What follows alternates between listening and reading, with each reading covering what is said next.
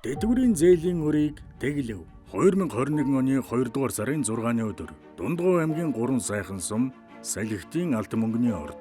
Анх удаага бараг Монголын баялаг маань, газрын дорох баялаг маань нийт иргэдтэй түүний дотор ахмадуудаа 6 сая хүртэл хөртөө байсан ахмадуудын маань өрн дарагдсан. Хэлан болж иж энэ Салхитын мөнгөний ордтой холбоотой асуудлуудыг үндэсний аюулгүй байдлын зөвлөлөөр оруулж шийдүүлж байсан. Тэгээд тэрнээс хойш нэг жил гарan хөдөлгөөнгүй байжгаад үндсэндээ бол сая 20 оны ихээр энэ ажил хийгээд дандаа Монголын энэ чиглэлийн мэрэгжилтэнгүүд ажиллаад бүтээн байгуулалтаа одоо бид нар танилцж байна. За үүний дараагийн ажил юу гэхээр дахиад нэг ийм ил уурхай нээгдэнэ. Энэ ил уурхай нээгдснээр хүчин чадал өндөр болно гэсэн. Орлого бүтээгдэхүүн нэмэгдэнэ гэсэн. Зээлгүй байсан ахмадуудын 1 сая төгрөгийг бас энэ оны 5 сард энэ уурхай маань дарж барагдуулах юм байна. 2 жилийн өмнө 2019 оны 12 дугаар сарын 31-ний өдөр шөнийн тэг цаг Монгол улсын ерөнхийлөгч бүх ард түмэндээ хандаж үг хэлв. Өчигдөргүй өнөөдргүй маргааш гэж үгүй билээ. Туурга тусгаар Монгол улсын хөгжил дэвшлийн төлөө залуу насаа зориулсан ахмад буурлуудаа өрийн дарамтнаас салах зорилгоор алдагдсан байсан Салхитын мөнгөний ордоо эдийн засгийн эргэлтэнд оруулах замаар тэтгэврийн зээлийг нэг удаа тэглэх тухай үндэсний аюулгүй байдлын зөвлөлийн гишүүд санал нэгдэн шийдвэр гаргасныг он солигдох энэхэн торгон мөчөд ахмадууд та бүхэндээ дуулгаж байгаадаа баяртай байна. 2019-с 2020 онд шилжих мөчөд ерөнхийлөгч бүх ард түмэндээ хандаж хэлсэн энэ үг Монголын нийгэмд дөргил тавьчирлаа. 2017 оны сонгуулийн сурталчилгааны үеэр Алтмаагийн Батулгын хувьд ардчилсан намаас авсан даалгавар нь энэ байсан юм. Харин 2 жилийн дараа энэ хүн амлалт биелэлээ олж 6 сая төгрөг хүртэлх өртөө ахмадуудын тэтгэврийн зээлийг нэг удаа тэглэж, тэтгэврийн зээлгүй байсан ахмадуудад 1 сая төгрөгийн үнэт цаас олгох хууль батлагдсан билээ. Баярт мэдээгээ сонссон ард түмэн ялангуяа ахмадуудын магнайн тэнийж нуруунд дээрх ачааг нь аваад хайчихсан мэт санагдсан нь телевизүүдийн мэдээ бүрээр гарч эхэлсэн. Харин эдийн засагчид тэтгэврийн зээлийг тэглэвэл дэлхийг хөмөрчих юм шиг л зүйл болно гэж айлгаж эхэлсэн. Монгол улсын сангийн сайд Чимдийн Хүрлбаатар энэхүү эсэргүүцсэн билээ. Юуныг олон улсын валютаас дэмжинэ гэж бодохгүй байгаа. Сангийн сайдаар ажиллаж байсан Чимдийн Хүрлбаатар тэргүүтээ эдийн засагчид эсэргүүцэж байсан ч ерөнхийлөгчийн санаачиж эхлүүлсэн энэ ажил биелэлээ олсныг 3 сая монголчууд мэдэж байгаа. Тэтгэврийн зээлийг тэглэх болсноор 6 хүртэлх сая төгрөгийн тэтгэврийн зээлтэй 229 мянган ахмадын 763 тэрбум төгрөгийн зээлийг тэглэв. Тэтгэврийн зээлгүй 210 мянган ахмад наст нь тус бүр 1 сая төгрөг өгөхөр болсон. Зээл аваагүй байсан ахмадууд одоо 5 дугаар сарын 1-ээс сая төгрөгөө авч эхэлнэ. Ахмадын зээл нийт 229 мянган ахмадын 763 тэрбум төгрөг байсан бол харин авилгачдын төрд учруулсан хохирол 11.2 их найдад хүрснийг авилгатай тэмцэх газрынхан нотлож байлаа. 2019 оны эхний хагас жилийн байдлаас эхлээд авилгын гэмтэргийн хохирол бол маш өндөр тогтогдсон. Одоо өмнөх жилүүдтэй харьцуулахад энэ 11.2 их найд буюу одоо энэ маш өндөр хэмжээний хохирол гарсан байна. Улсын төсвөөс давсан ийм хохирлын хэмжээ тогтогдсон. 2018 оны 10 дугаар сарын 29-ний өдөр Зэнийг телевизийн байр цензургүй яриа нэвтрүүлэг. Монгол улсын ерөнхийлөгчийн удаа нэлээд хэрвхэн ярилцлага өгсөн юм. Учир нь 2018 оны 10 дугаар сарын 29-ний энэ өдөр ерөнхийлөгч улсын их хурлыг өөрсдөө тарахыг шаардаж энэ талаар улсын их хурлын дарга Миегомбын их хурлаа зөвшөөрөх тухай албан бичгийг өгсөн өдөр байлаа. Тухайн үед улсын их хурлын 40 гаруй гишүүн жижиг дунд үйлдвэрлэлийг дэмжих сангаас хууль бусаар зээл авсан нь нотлогдож Монголын нийгэм шударга ёсыг нэхэж байсан цаг үе.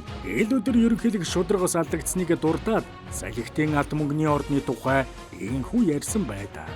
Дундгов аймгийн 3 сайхан сумын нутагт байрлах Салхитын алт мөнгөний үндсэн орд гэж байна. За 2 хятад хүн энийг булаацалтад байгаа юм байна. Нэг нь цагдаагийн талыг натгцсан, нөгөөх нь л прокурорын талыг натгцсан гэж байна. Яг уу наад дээр чи ингэж байгаа. Ян гэж хятад, ван гэж хятад тэмцээд байна. Энд бол монголчууд хохирж байна гэдэг мэдээлэл надад ирсэн. Ван гэдэг хятад, ян гэдэг хятадтайгаа муудалцаад Монголын шүүх цагдаа прокурорын байгууллагуудыг талцуулсан явж байгаа. Энэ бодит үнэ. 2 жилийн өмнөөс.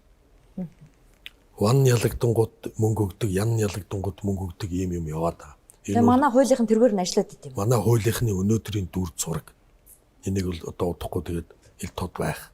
Одоо ил тод гарга гэдэг бол өнөөдөр бас үүрэг өгсөн. Нөлөө бүхий генерал хүн оролцсон гэсэн үнэ үү? Цагдаагийн генерал. Цагдаагийн социализмын үед бэлтгэгдсэн генерал цолтой ийм хүн хүртэл нэг талд нь үйлчлээд явж байгаа. Тэгэхээр энэ өөрөө би яагаад зориуд дээр ярьсан бэ гэхээр энэ бол бодит мэдээлэл учраас би иргэддээ хэлж байгаа. Өнөөдөр бид нар ийм л болцсон байна. Монгол улсын ерөнхийлөгчийн ярилцлагад шударгасны төлөө ерөнхийлөгч өөрийн биеэр үлсгэлэн зарлах тухайч үндсэн нь бий. Та их хурлыг өөрөө тар гэдэг асуудлыг тавьсан. Тарахгүй л яах вэ? Тарах байлгүй. Яаж ийм байдалтайгаар цааш үргэлжлэх. Та бол тарах байхаа гэдэг шүү дээ. Тарахгүй нөгөөдөл чи албан тушаалд дуртай юм чинь их хурлын гишүүдийн 3/2 нь коноптжиж өөр өөрсдийгөө тарах юм хэлээ шүү дээ. Дараагийн алхам юу ээж вэ? Үлсгэлэн зарлах уу? Хин? Би. Та юу? Тий. Суулт зарлах уу? Ерөнхийлөгч Баттулгыг ийм ярилцлага өгсөний дараагаас Монголын төр хөдөлгөөнд орлоо. 2018 оны 12 дугаар сарын 29-ний өдөр ерөнхий сайдын чиглэлийн дагуу тухайн үед засгийн газрын хэрэг эрхлэх газрын даргаар ажиллаж байсан одоогийн улсын хурлын дарга Зандан Шатар, Тагнуул, Цагдаагийн тусгай, Дотоодын цэргийн бүрэлдэхүүнтэйгээр Дундгой аймгийн прокурорын хяналтдор тусгай ажиллагаа зохион байгуулж, салхитын ордын тусгай зөвшөөрлүүдийг цуцлаж төрийн мэдээлэл авлаа.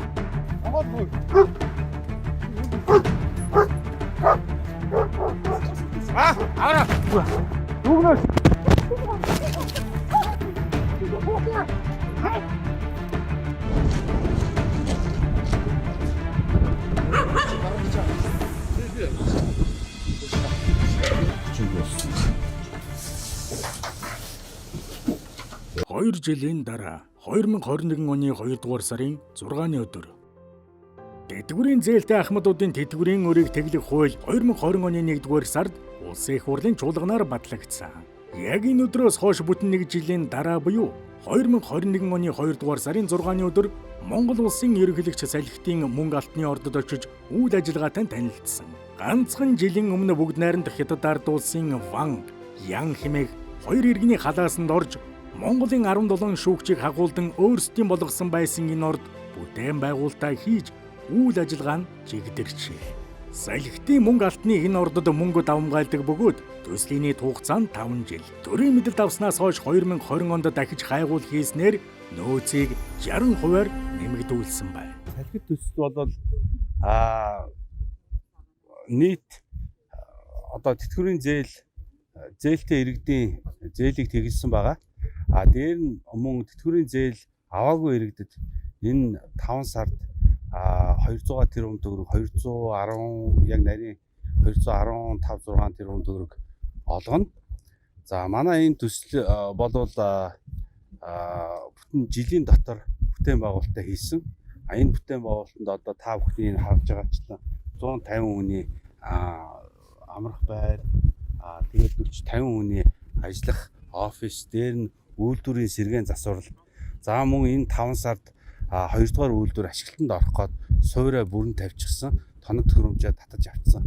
Ингээ байж байгаа. Салхитын мөнгө алтны ордын нийт санхүүжилт 46 тэрбум төгрөг бол төслийн өр өгөөж нь 1.2 их найд төгрөг байх юм. Хэрв энэ ордыг төрийн мэдээлэлд аваагүй бол бүгд найрамд хятад ард улсын хоёр иргэний мэдээлэлд хэвээр байсан бол 17 шүүгч халаасаа түнтийлгээд харин Монгол улс нийт 1.2 их найд төгрөг алдах байжээ. Мөн ахмадын зээлийн өр болох 763 тэрбум төгрөгийн өр хэвээрүүлдэж 229 мянган өндөр настан өнөөдөр зар дахлын хөл хороонд хэцүүхэн байдалд орох байлаа. Хэрв салхитын ордод хоёрхан хятад эзэн суусан бол монголчууд үр ашгийг нь хүртэхгүй байх байлаа. Зөвхөн салхитын ордоор зогсох биш. Монголын ард түмний үр ашгийг нь хүртэж чадаагүй олон орд газар бий. Бороголд гэж одоо сэлэнгэд байршилтай алтны уурхайг бид нар мэднэ. Энэ бол бас дахиад үндсэн орд. Үндсэн ордыг монголчууд бид нар монгол мэрэгчлэлтэнгүүд монгол залуучууд бүгдээрээ технологийн дагуу ашиглаж чадаагүй Бороголдыг. Канадынхан орж ирсэн юу үлдлээ тийм ээ. Уул маань алга болсон, ухс нөхүүлсэн, алтан тушаагдаагүй. Одоо бид нар харамгтай яг энэ салхитын мөнгөний орд шиг ийм жишгийг үндсэн ордыг монголчууд өөрсдөө монгол мэрэгжилтэнгүүд авч олборлж болдог. Алтных нь хишиг нь, алтных нь одоо өр өгөөж нь Монголдо үлддэг болдог. Ийм уурхай болоосай л гэж одоо хүсэж байгаа юм. Монголын улс төр бизнесийн олигархууд болох 30 гэр бүл нөөц баялаг ихтэй Монгол улсын стратегийн орд газруудыг үе дамжин эзэгнэж буйг монголчууд бүгд мэднэ. Тэгвэл салхитын мөнгө алтны ордын үр шимээр ахмадуудынхаа тэтгэврийн зээлийг тэгэлсэн цорын ганц түүх энэ билээ. Монгол улс байгалийн баялагаараа дэлхийд гайхагддагч ард түмэн баялагын хуваарлалт хүртдэггүй байсныг Монгол улсын ерөнхийлөгч Халтмаагийн Баттулгын хүчин зүтгэлээр Ахмадын тэтгэврийн зээлийг тэгэлсэн нь бас үнэн билээ.